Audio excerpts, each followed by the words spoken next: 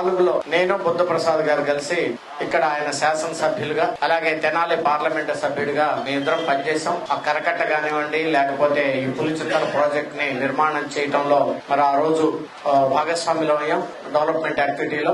ఆ రోజు 2003లో కృష్ణా డెల్టా పూర్తిగా ఎండిపోయినప్పుడు ప్రకాశం బ్యారేజ్ దగ్గర నిరాహార దీక్ష చేసి బుద్ధప్రసాద్ గారు అసలు కృష్ణా డెల్టా అంటే ఏంటి, 2 పంటలకి అంటే ఇక్కడ వరి తప్ప వేరే పంట పండదు, జూన్ జూలై మాసంలోనే నాట్లు వేసుకుంటే నవంబర్ డిసెంబర్ లో వచ్చేటువంటి తుఫాన్ లో నుంచి బయటపడి మరి ఆ ధాన్యం అంతా కూడా చేతికి వచ్చింది, రైతులు నష్టపోకుండా ఉంటారు, జూలై మాసంలోనే దీనికి నాట్లు పడాలి అనేటువంటి పరిస్థితి. ఆవశ్యకత ఏంటి పులిచింతలు అనే విషయాన్ని గురించి ఎన్నో సంవత్సరాలు ఉద్యమాలు చేసి ఆ తర్వాత ఆనాటి ముఖ్యమంత్రి రాజశేఖర్ రెడ్డి గారి చేత శంకుస్థాపన చేయడంలో కూడా మీ అందరం కూడా ప్రముఖ పాత్ర వహించి అందరికీ తెలుసు.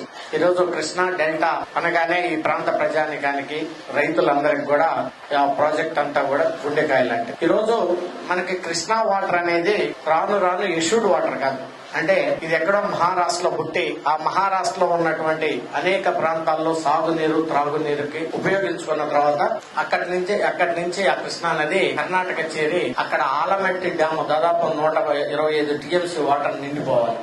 అక్కడ కూడా సాగునీరు త్రాగునీరుకి ఉపయోగపడుతుంది. అక్కడి నుంచి మళ్ళా తుంగభద్రకు వస్తుంది, తుంగభద్ర నిండాలి. ఆ తుంగభద్ర కూడా నిండిన తర్వాత మళ్ళీ అక్కడి నుంచి శ్రీశైలం రావాలి. ఆ శ్రీశైలం కూడా వచ్చి అది కూడా నిండిన తర్వాత దాదాపు 225 టీఎంసీలు తర్వాత నాగార్జున సాగర్ నిండాలి, అదొక 350 టీఎంసీలు. అంటే అసలు కృష్ణా వాటర్ ఇష్యూడ్ వాటర్ కాదు, రాను రానున్నటువంటి గ్యారెంటీ కాదు. సో అటువంటి తరుణంలో గోదావరి నుంచి ఈరోజు పోలవరం ప్రాజెక్టు దాకా లిఫ్ట్ ద్వారా దాదాపు 200 టీఎంసీ వాటర్ ని మనం కృష్ణాకి తీసుకొచ్చినట్లయితే కృష్ణా డెల్టా ఎప్పుడు కూడా ఎండిపోదు.